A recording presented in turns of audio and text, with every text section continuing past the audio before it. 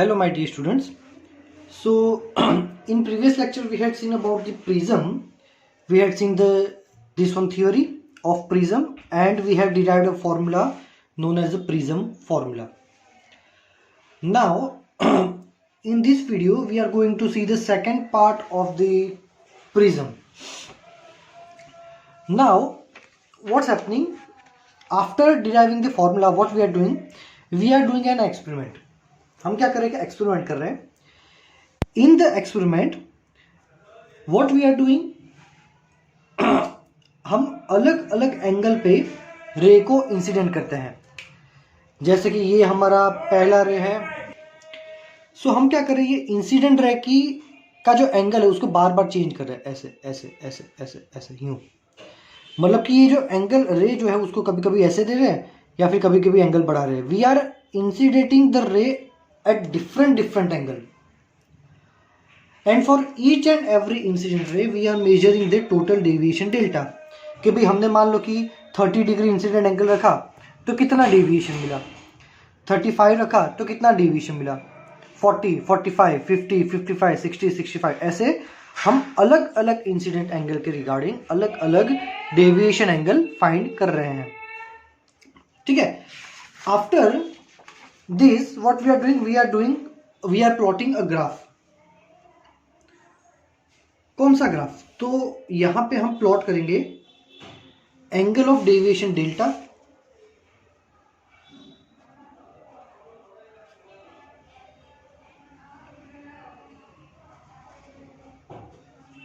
Versus, यह angle of deviation delta versus angle of incidence. मतलब देखो कितने एंगल पे रे को इंसिडेंट कर रहे हैं और कितने एंगल पे वो डेविएट हो रहा है, ये हमें चेक करना है. ठीक है. अब देखो क्या हो रहा है, हमने अलग अलग एंगल पे इंसिडेंट किया, अलग अलग हमें डेविएशन मिला. वो सारे डेटा का यूज करके हम ग्राफ प्लॉट कर रहे हैं. ऑलवेज आपको ग्राफ मिलेगा कुछ ऐसा.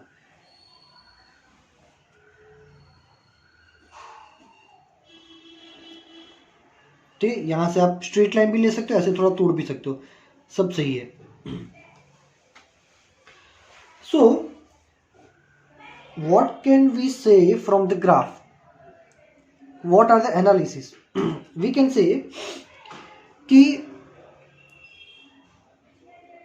एक डेविएशन के लिए मान लो कि ये है हमारा 50 डिग्री. मतलब हमें जब 50 डिग्री डेविएशन मिलता है तो 50 डिग्री डेविएशन के लिए दो इंसिडेंट रे पॉसिबल है, दो इंसिडेंट एंगल पॉसिबल है. ऐसा सिर्फ इसके नहीं लिए, आप कहीं पर भी देखो, अगर आप दो डेविएशन देख रहे हो तो हर बार दो डेविएशन के लिए आपको दो इंसिडेंट एंगल मिलेंगे. एक ही डेविएशन, जैसे कि ये 40 डिग्री है तो 40 डिग्री डेविएशन लेना है तो उसके लिए दो ऐसे रे पॉसिबल है इंसिडेंट एंगल कि जिसमें 40 डिग्री का तुमको डेविएशन मिलेगा. ठीक है. एक ये वाला एंगल है और एक ये वाला एंगल है. सो यहां पे एनालिसिस क्या निकलेगा? For one value of deviation we have two incident angle. एक डेविएशन एंगल के लिए दो इंसिडेंस एंगल पॉसिबल. मतलब दो ऐसे एंगल है जिसमें आप डालोगे रे को, इंसिडेंट करोगे तो आपको सेम डेविएशन ही मिलेगा. बट यहां पे एक लीस्ट पॉइंट, इसको आप अच्छे से देखो. What can we say about the least point? From the least point we can से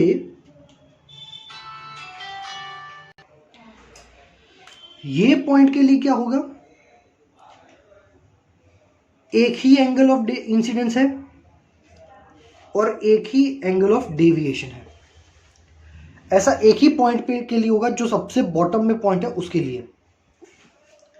and this deviation is the minimum. देखो इससे छोटा डेविएशन तुमको नहीं मिलेगा, सारे डेविएशन इससे ज्यादा के ही है, इससे कम डेविएशन हमें कहीं नहीं मिलेगा। So this is known as a DM,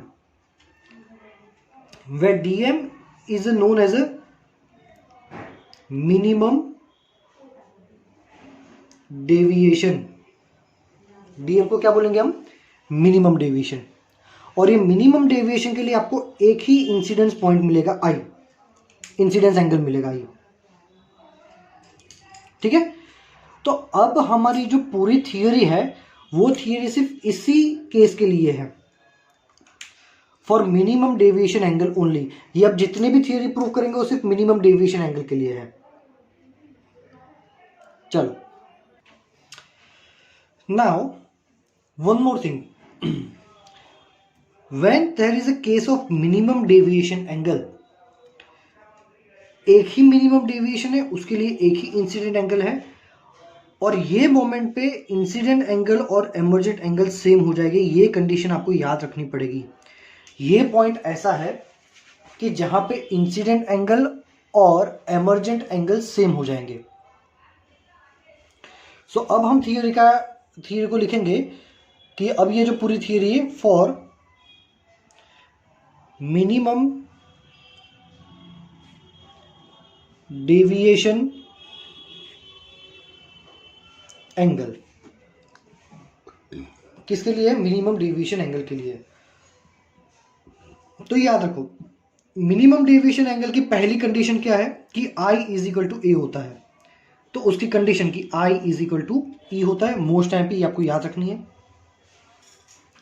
ठीक है, अब ये I इज इक्वल टू ई की जो वैल्यू है वो हम यहां डाल देते हैं। तो क्या होगा, डेल्टा इज इक्वल टू आई की जगह ई डाल दो। तो एक काम करते हैं, ई की जगह आई डाल देते हैं, आई प्लस आई माइनस ए।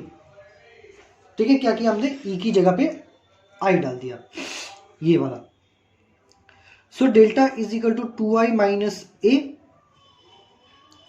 और हमने क्या बोला था कि जब i is equal to e होगा, i is equal to e, तब हमें जो डेविएशन डेल्टा होता है ना, हमारा डेविएशन डेल्टा, वो डीएम हो जाएगा। तो अब यहाँ पे हम डेल्टा की जगह लिख देंगे डीएम। क्यों? क्योंकि हमने i इज इक्वल टू ई यहाँ पे रख दिया। i इज इक्वल टू ई रखेंगे तो डेल्टा नहीं मिलेगा, क्या मिलेगा? Minimum deviation. तो अगर ये माइनस ए को लेफ्ट हैंड साइड पे ले जाए तो क्या होगा? 2i is equal to DM plus A. So i is equal to A plus DM by 2। Again important formula, मैंने बोला था कि ये चैप्टर में बहुत सारे, ये थ्योरी में बहुत सारे इंपॉर्टेंट फॉर्मूला है। ठीक है, चलो अब हम क्या करेंगे? अब हम क्या करेंगे कि ये जो हमारा ए बी सरफेस है, ए बी सरफेस, उसके लिए हम स्नेल्स लॉ अप्लाई करते हैं।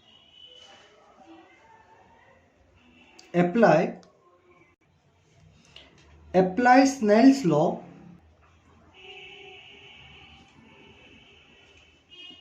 For surface A B. ये रहा, हम ये ए बी सरफेस के लिए स्नेल्स लॉ अप्लाई करेंगे। तो स्नेल लॉ में क्या होता है, ये वाला मीडियम है n1, तो n1 sine i is equal to n2 sine r1। तो क्या होगा? n1 sine i is equal to n2 sine r1। ठीक है, चलो अब एक और कंडीशन लिखते हैं। Apply Snell's law for surface AC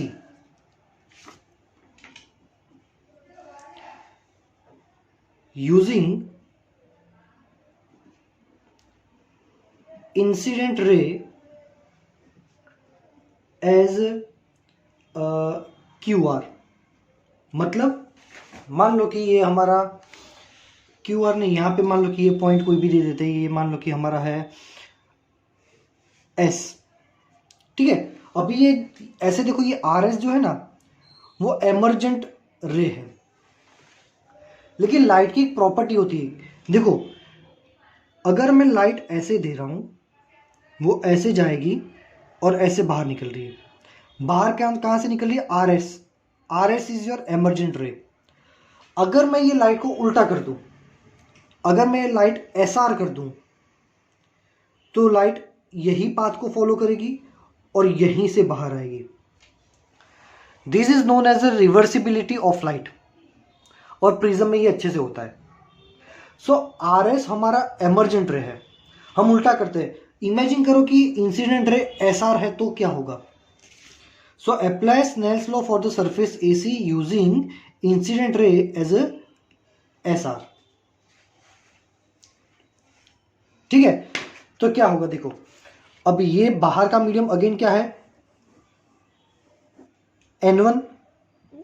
तो N1 sine E is equal to, अंदर का मीडियम है N2, N2 साइन R2। तो क्या हो गया? N1 sine E is equal to N2 sine R2। ठीक है, चलो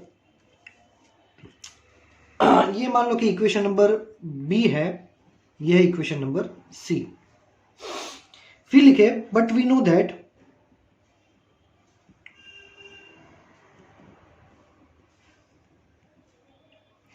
for minimum deviation dm I is equal to E. Minimum deviation के लिए क्या होता है? I is equal to E होता है। चलो तो अब देखो, ये कंडीशन हमें पता है कि मिनिमम डेविएशन के लिए I is equal to E होता है। तो यहां पे लेफ्ट हैंड साइड पे अगर हम I और E को सेम कर दें, क्योंकि I और E तो सेम है, तो इक्वेशन नंबर बी और इक्वेशन नंबर सी के दोनों के लेफ्ट हैंड साइड कैसे हो जाएंगे? सेम, है ना? तो बी और सी दोनों के राइट हैंड साइड को इक्वेट कर सकते हैं। So we can equate right hand side of equation B and C. तो बी और सी के राइट हैंड साइड को इक्वेट करो, क्या होगा?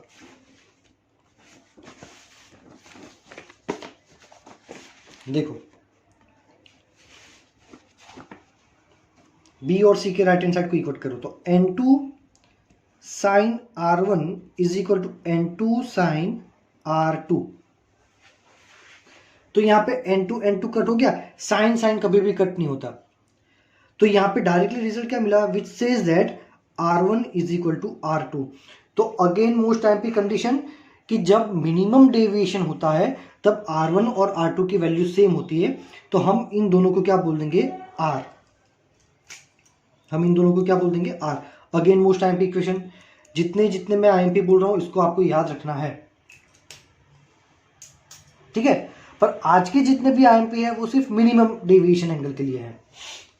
अच्छा, अब हमने कल कौन सा फॉर्मूला पढ़ा था? ये कि A is equal to R1 plus R2, but we know that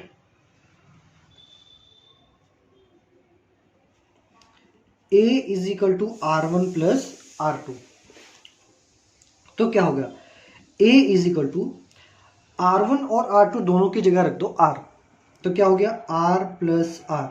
so A is equal to 2R। So R is equal to क्या हो गया? A bye 2। अगेन ये तुम्हारा IMP formula,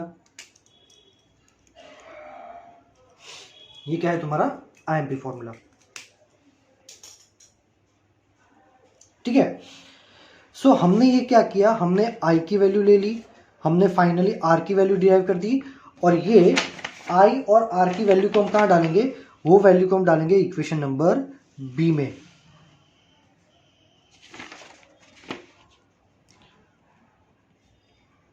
put the values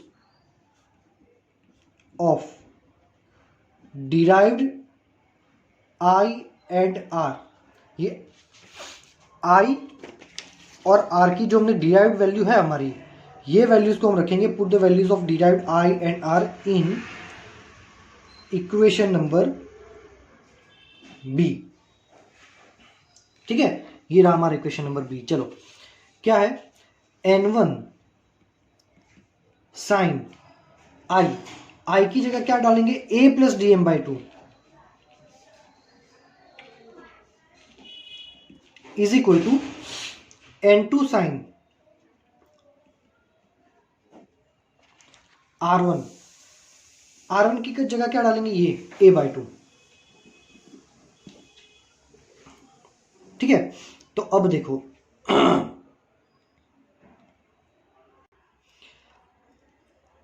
इसको ले लो यहां पे, तो sine a plus D M by two by sine a by two is equal to, ये n1 यहां पे चला जाएगा तो n2 बाय n1।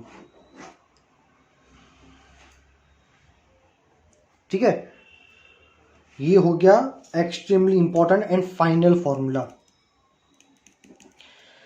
ये हमने डिराइव क्या किया, ये हमने देखा एक रिलेशन कि प्रिज्म के बाहर का मीडियम कौन सा है, प्रिज्म के अंदर का मीडियम कौन सा है, उसके अकॉर्डिंग लाइट में तुमको कितना मिनिमम डेविएशन मिलेगा। ये देखो n2 प्रिज्म के अंदर का रिफ्रैक्टिव इंडेक्स, बाहर के मीडियम का रिफ्रैक्टिव इंडेक्स, कितने एंगल वाला प्रिज्म है जिससे तुमको कितना डेविएशन मिल सकता है, मिनिमम डेविएशन। ठीक है, या तो थ्योरी आएगी या तो ये फॉर्मूला के बेस पे न्यूमेरिकल होगा एग्जाम में। अब इसमें एक और थर्ड पार्ट भी है। क्या है third part,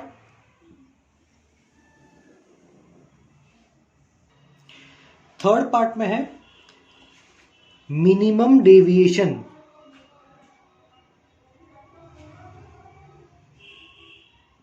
minimum deviation angle dm for thin prism, for thin prism.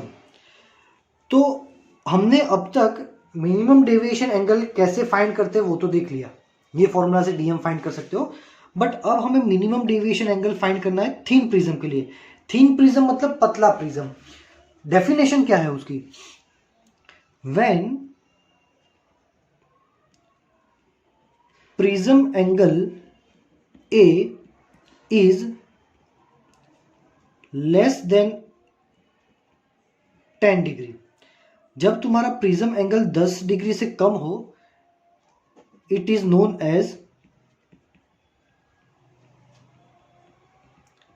Prism angle, it is known as thin prism.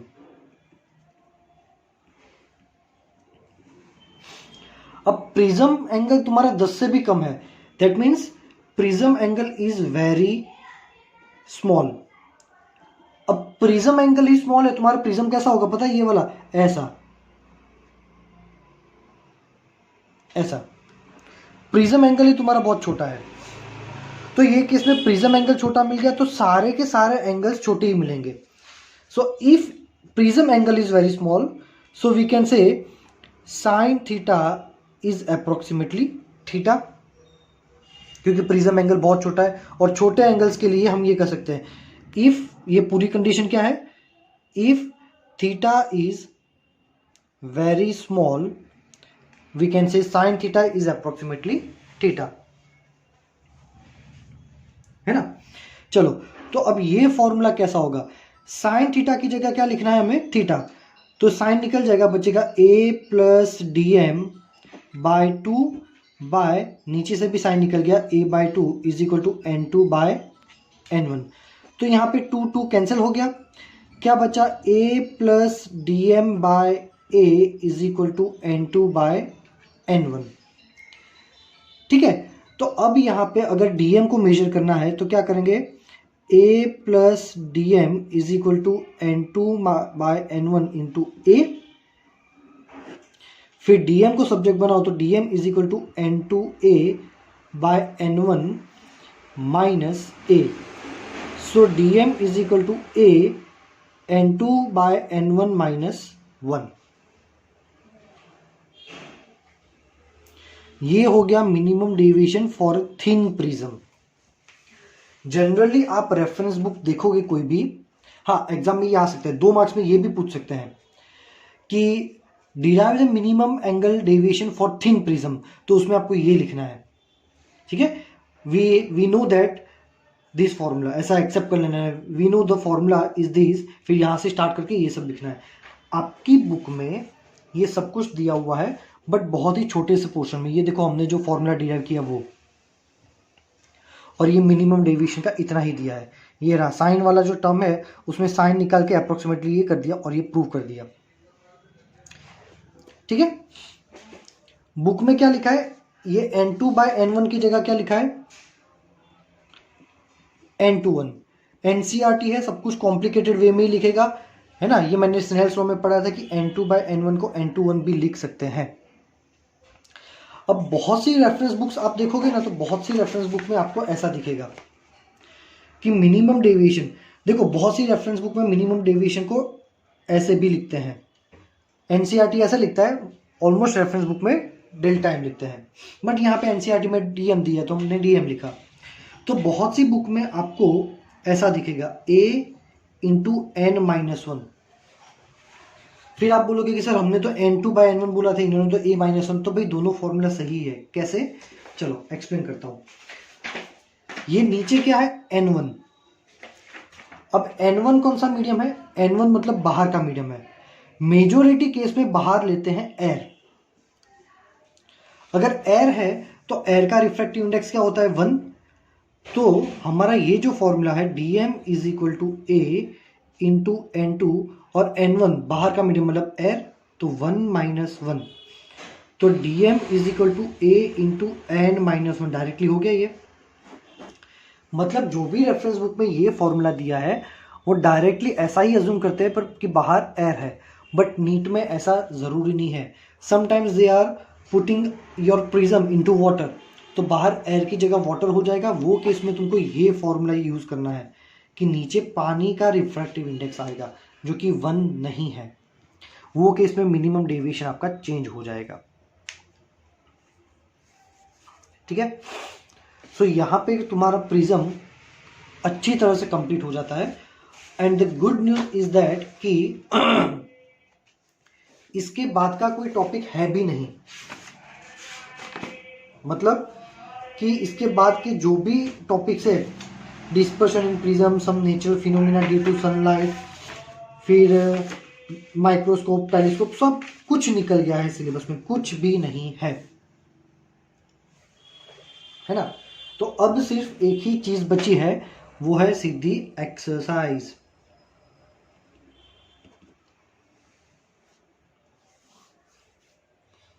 तो यहां पे हम डायरेक्टली एक्सरसाइज से ही स्टार्ट करेंगे। चलो, so I am reading the question. Exercise numerical number 1। A small candle 2.5 centimetre in size means object की height दे रखी है HO 2.5 centimetre is placed at 27 centimetre in front of a concave mirror. Concave mirror के सामने 27 centimetre के distance पे रखा है, तो U हो गया हमारा -27 centimetre. In front of a concave mirror of radius of curvature 36। तो हमारा कॉन्केव मिरर, देखो डायग्राम में ड्रॉ करते हैं कि भाई क्या होगा। ये है हमारा कॉन्केव मिरर।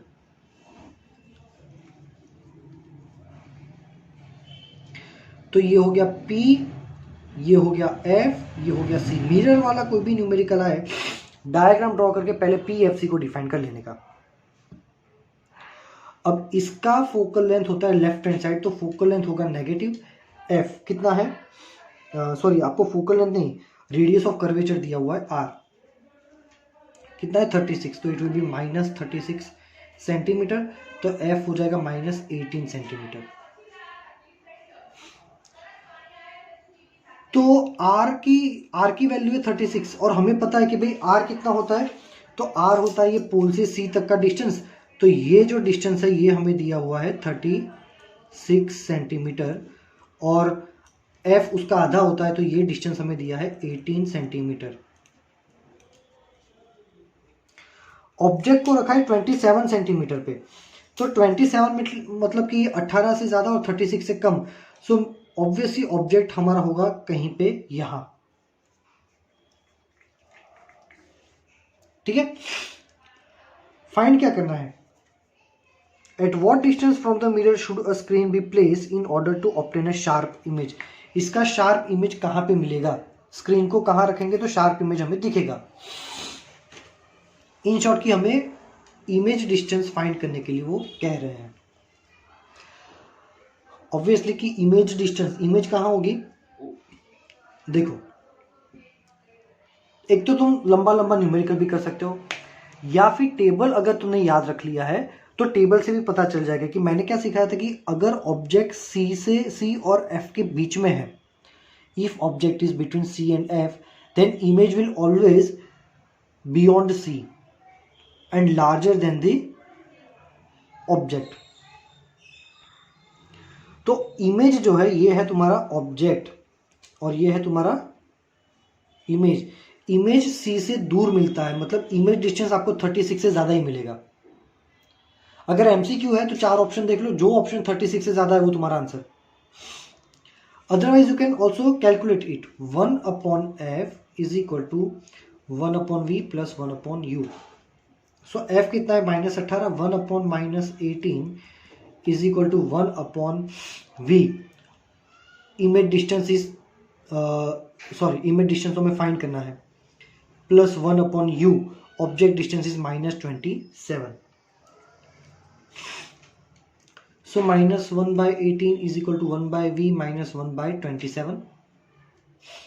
अब इसको ले लो राइट हैंड साइड पे, तो 1/27 जो माइनस है वो लेफ्ट में जाएगा, प्लस हो जाएगा -1/18 इज इक्वल टू 1/v। 18 को यहाँ ले लो तो 18 माइनस 27/18 इंटू 27। आप एलसीएम से भी इसको सॉल्व कर सकते हैं, ये हो जाएगा -9/18 into 27 is equal to 1/v। So v आपको मिलेगा 18 इंटू 27 बाय -9, 9 2 ज़ा 18, सो 27 इंटू 2 और ये माइनस एज इट इज रहेगा तो -54 सेंटीमीटर। तो मैंने आपको बताया था कि आंसर 36 से ज़्यादा ही आएगा, v हमें मिला -54। एक और चीज हमें इसमें फाइंड करनी है, describe the nature and the size of the image. भाई इमेज की साइज क्या होगी, ठीक है। तो मतलब कि हमें हाइट ऑफ इमेज फाइंड करना है। देखो हमारे पास दो फॉर्मूला है, मिरर के लिए m is equal to -v/u और मिरर के लिए m is equal to hi/ho। So हम ये दोनों फॉर्मूला को इक्वेट करें, -v/u is equal to hi/ho। So minus v की वैल्यू क्या थी, तो v की वैल्यू मिली हमें -54। u की वैल्यू क्या थी, ये रही u की वैल्यू -27। हाइट ऑफ इमेज हमें फाइंड करना है, हाइट ऑफ ऑब्जेक्ट कितना है 2.5। तो ये माइनस माइनस कट हो जाएगा, ये हो गया 2, ठीक है। So -2 is equal to hi/2.5, that means hi is equal to, इसको यहाँ पे मल्टीप्लाई करो तो -5 सेंटीमीटर। मतलब ये इमेज जो है उसकी हाइट कितनी है 5 सेंटीमीटर और इसकी हाइट कितनी थी 2.5 सेंटीमीटर। मतलब क्लियरली कि ये इससे डबल साइज का, मैंने बोला था कि ये साइज बड़ी होगी। अच्छा ये इमेज जो है उसका नेचर क्या होगा, तो मैंने आपको बताया था कि लेंस में जब इमेज लेफ्ट हैंड साइड बनती है तो ऑलवेज होती है रियल एंड इन्वर्टेड। कैसी होती है, रियल एंड इन्वर्टेड, है ना। इमेज जब भी लेफ्ट हैंड साइड होगी रियल एंड इन्वर्टेड होगी। चलो रियल एंड इन्वर्टेड एंड बड़ी है इसलिए magnified, this is our answer. चलो तो आज के लेक्चर में यहीं तक रखते हैं, यहाँ तक न्यूमेरिकल नंबर 1 तक अच्छे से कर लो, and if you are having any doubt you can ask me in the message section. Thank you very much my dear students.